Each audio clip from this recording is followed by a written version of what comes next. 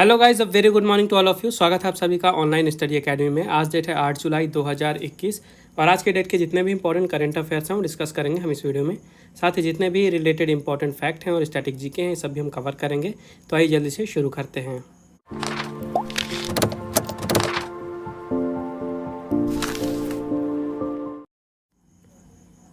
तो सबसे पहले जो सबसे इम्पॉर्टेंट टॉपिक है आज का ये कवर करेंगे।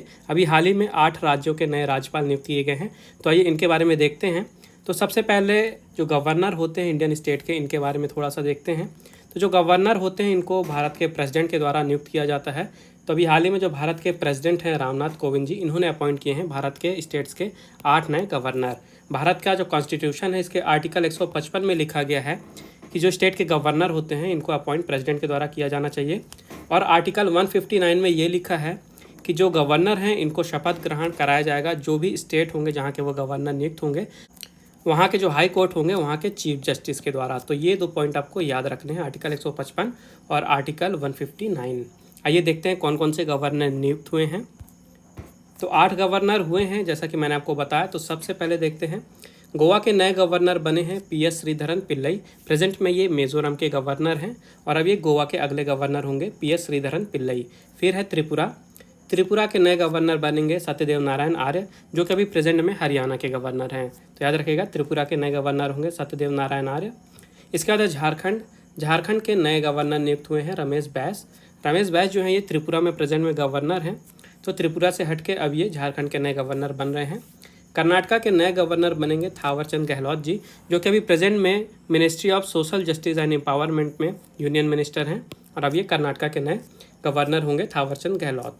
हरियाणा की बात करते हैं तो यहाँ के नए गवर्नर बने हैं बंडारू दत्तात्रेय, जो कि प्रेजेंट में हिमाचल प्रदेश के गवर्नर हैं। तो याद रखिएगा, हरियाणा के नए गवर्नर बन गए हैं बंडारू दत्तात्रेय। इसके बाद है मिजोरम के नए गवर्नर बनेंगे हरिबाबू कंभामपति। इसके बाद है मध्य प्रदेश के नए गवर्नर होंगे मंगू भाई छगन भाई पटेल। अभी जो प्रेजेंट में मध्य प्रदेश के गवर्नर हैं ये हैं आनंदीबेन पटेल जी, जो कि मध्य प्रदेश और उत्तर प्रदेश की दोनों जगह की गवर्नर हैं। तो मध्य प्रदेश के अब अलग से गवर्नर नियुक्त कर दिए गए हैं मंगू भाई छगन भाई पटेल। और हिमाचल प्रदेश के नए गवर्नर बन रहे हैं राजेंद्र विश्वनाथ अरलेकर। ठीक है, हिमाचल प्रदेश के नए गवर्नर बन रहे हैं राजेंद्र विश्वनाथ अरलेकर। तो 8 के 8 नाम काफ़ी ज़्यादा इंपॉर्टेंट है, काफ़ी ज़्यादा चांसेस है आपके एग्जाम में क्वेश्चन पूछे जा सकते हैं। ठीक है, तो आपको सारे नाम याद रखने हैं और स्टेट्स भी याद रखने हैं। अगला क्वेश्चन है, which country has hosted the BRICS education ministers meet recently. हाल ही में किस देश ने ब्रिक्स शिक्षा मंत्रियों की बैठक की मेज़बानी की है। तो देखिए, जो ब्रिक्स है इसकी 2021 की जो मेज़बानी है ये भारत के पास है। कई बार मैं आपको बता चुका हूँ ऑलरेडी। तो 2021 की जो मेज़बानी है ये भारत के पास है। तो अभी हाल ही में जो ब्रिक्स की एजुकेशन मिनिस्टर्स की मीटिंग हुई है इसकी मेज़बानी भी भारत ने ही की है, क्योंकि अध्यक्षता है भारत के पास। और इस मीटिंग की चेयरमैनशिप किसके पास रही, तो भारत में जो education, communication, electronics and information technology के मिनिस्टर ऑफ स्टेट हैं, राज्य मंत्री हैं संजय धोत्रे जी, इन्होंने अध्यक्षता की है इस मीटिंग की। और ये जो मीटिंग थी ब्रिक्स एजुकेशन मिनिस्टर्स की, इस साल ये 8वीं मीटिंग थी, याद रखिएगा। ब्रिक्स में 5 कंट्री हैं जैसा कि शॉर्ट फॉर्म में पता चल रहा है, ब्राज़ील, रशिया, इंडिया, चाइना और साउथ अफ्रीका। इसमें से एक क्वेश्चन ये पूछता है कई बार कि सबसे बाद में किस कंट्री ने ब्रिक्स को ज्वाइन किया था। तो याद रखिएगा, साउथ अफ्रीका ने ज्वाइन किया था सबसे बाद में 2010 में। इसके पहले ये ब्रिक था। ठीक है, तो ये पॉइंट आपको याद रखने हैं ब्रिक्स से। अगला क्वेश्चन है, what is the new superannuation age of LIC chairman after getting extension from government. सरकार से विस्तार मिलने के बाद LIC अध्यक्ष की नई सेवानिवृत्ति की आयु क्या होगी। तो देखिए, जो LIC के चेयरमैन थे पहले इनकी उम्र थी रिटायर होने की 60 वर्ष। ठीक है, हाल ही में सरकार ने इसमें एक्सटेंशन दिया है। तो अब जो LIC के अध्यक्ष होंगे इनकी सेवानिवृत्ति की नई आयु होगी 62 वर्ष। याद रखिएगा, पहले 60 वर्ष में रिटायर होते थे LIC के चेयरमैन और अब 62 वर्ष की आयु में रिटायर होंगे LIC के चेयरमैन। LIC की बात कर लेते हैं तो इसकी स्थापना हुई थी 1956 में। हेडक्वार्टर है मुंबई में और चेयरमैन है MR कुमार जी। तो जो MR कुमार जी हैं ये भी अब 62 वर्ष की आयु में ही रिटायर होंगे, अपनी सेवा से ये मुक्त होंगे, सेवानिवृत्त होंगे। अगला क्वेश्चन है, after which Bollywood actress Indian army has named military firing range इन गुलमर्ग। भारतीय सेना ने किस बॉलीवुड अभिनेत्री के नाम पर गुलमर्ग में सैन्य फायरिंग रेंज का नाम रखा है। तो अभी कुछ ही दिनों पहले एक मूवी आई थी शेरनी नाम की, शायद आपने देखा हो, ट्रेलर या न्यूज़ में सुना हो। इसमें जो एक्ट्रेस थी विद्या बालन, हाल ही में जो भारतीय सेना है इन्होंने गुलमर्ग में एक सैन फायरिंग रेंज है, इनके नाम के ऊपर इस सैन फायरिंग रेंज का नाम रख दिया है। तो ये जो सैन फायरिंग रेंज है गुलमर्ग में, इसका नया नाम हो गया है विद्या बालन फायरिंग रेंज।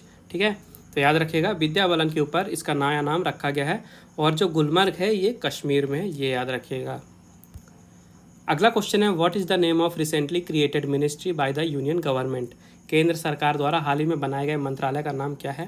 तो अभी हाल ही में केंद्र सरकार ने एक नया मंत्रालय बनाया है, काफ़ी ज़्यादा इंपॉर्टेंट क्वेश्चन है। तो आपको पूछा जा रहा है इस क्वेश्चन में कि उस मंत्रालय का नाम क्या है। तो उस मिनिस्ट्री का नाम है मिनिस्ट्री ऑफ कोऑपरेशन। ठीक है, ministry of cooperation is the right answer, याद रखिएगा।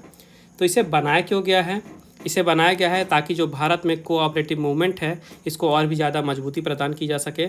इसके अलावा इसको और भी ज़्यादा मजबूत बनाने के लिए नई नई पॉलिसी बनानी पड़ती हैं, नए फ्रेमवर्क बनाने पड़ते हैं, नई लीगल चीज़ें करनी पड़ती हैं। तो इसके लिए जो प्रोसेस होती है इसको अलग से बनाने के लिए, अलग से प्रोसेस करने के लिए एक अलग से मिनिस्ट्री बना दी गई है जिसका नाम है मिनिस्ट्री ऑफ कोऑपरेशन, जिसका काम होगा भारत में जो कोऑपरेटिव्स काम कर रही हैं उनके बिजनेस को आसान बनाना, उनके डेवलपमेंट के लिए काम करना। ठीक है, तो मिनिस्ट्री ऑफ कोऑपरेशन नई बनाई गई है, याद रखिएगा, इंपॉर्टेंट क्वेश्चन है।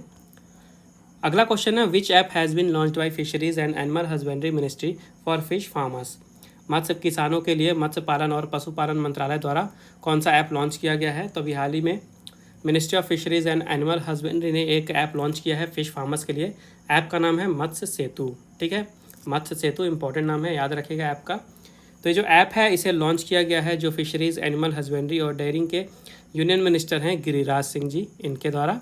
और ये एक कोर्स मोबाइल ऐप होगा जिसका नाम है मत्स्य सेतु।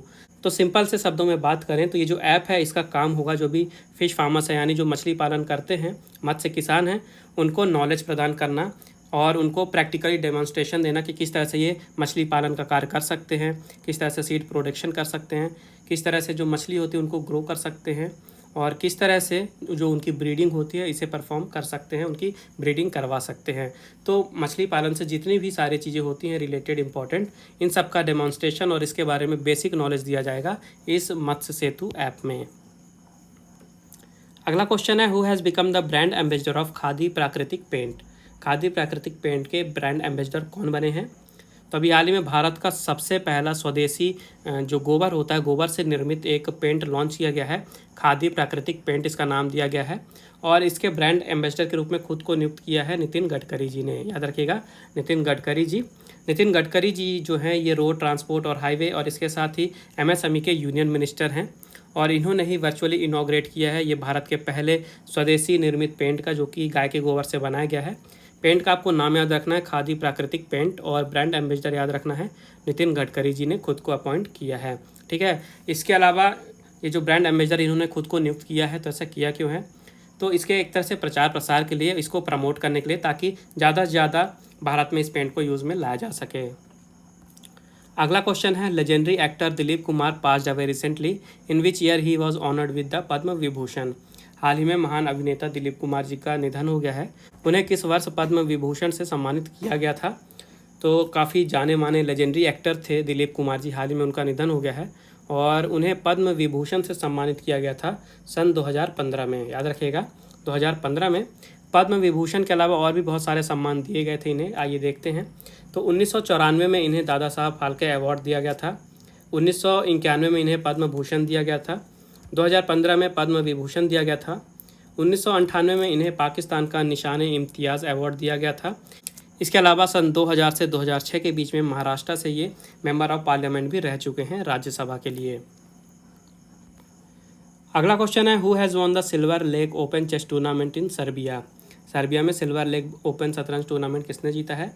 तो अभी हाल ही में भारत के निहाल सरीन ने जीता है। सर्बिया में एक टूर्नामेंट हुआ था चेस का जिसका नाम है Silver Lake Open chess tournament, याद रखिएगा, Silver Lake Open chess tournament इस साल का सर्बिया में होता है, इसे जीते हैं भारत के निहाल सरीन। इन्होंने फाइनल्स में हराया था ब्रैंको डैमजेनोविक को, तो दोनों नाम आपको याद रखने हैं। इसके अलावा भारत के ही रौनक साधवानी इस टूर्नामेंट में दूसरे नंबर पर रहे और भारत के ही अभिमन्यु पुरानिक जो है ये इस टूर्नामेंट में तीसरे नंबर पे रहे। तो मेन आपको निहाल सरीन का नाम याद रखना है। अगला क्वेश्चन है, who has authored the book titled the Fourth Lion Essays for Gopal Krishna Gandhi. The Fourth Lion Essays for Gopal Krishna Gandhi नामक पुस्तक किसने लिखी है। तो वेणु माधव गोविंदु और श्रीनाथ राघवन दोनों ऑथर हैं इस बुक के, आपको दोनों के नाम याद रखने हैं, वेणु माधव गोविंदू और श्रीनाथ राघवन। इन दोनों ने मिल के एक नई पुस्तक लिखी है जिसका नाम है the Fourth Lion Essays for Gopal Krishna Gandhi. तो इस पुस्तक में जो पूरे विश्व में जाने माने लोग हैं इनके द्वारा क्या कुछ कंट्रीब्यूट किया गया है इंडिविजुअली, इसी से रिलेटेड 26 एसेज यानी कि निबंध लिखे गए हैं। ठीक है, तो याद रखिएगा the Fourth Lion Essays for Gopal Krishna Gandhi, और ऑथर हैं वेणु माधव गोविंदू और श्रीनाथ राघवन। तो अब समय आज के क्विज़ का। आज के क्विज़ का क्वेश्चन है, हु हैज़ अनवील्ड हौसला स्कीम फॉर वुमेन एंटरप्रेन्योर्स। महिला उद्यमियों के लिए हौसला योजना का अनावरण किसने किया है? तो ये रहे आपके ऑप्शन। मेक श्योर आंसर जरूर दें कमेंट बॉक्स में। इसके अलावा अगर आपको कोई प्रॉब्लम है, कोई डाउट है, आपका कोई सजेशन है तो आप बिल्कुल मुझे कमेंट बॉक्स में बता सकते हैं।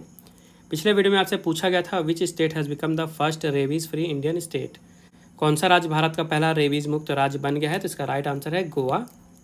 तो ये थे आज के important current affairs. I hope आपको यूजफुल लगे होंगे।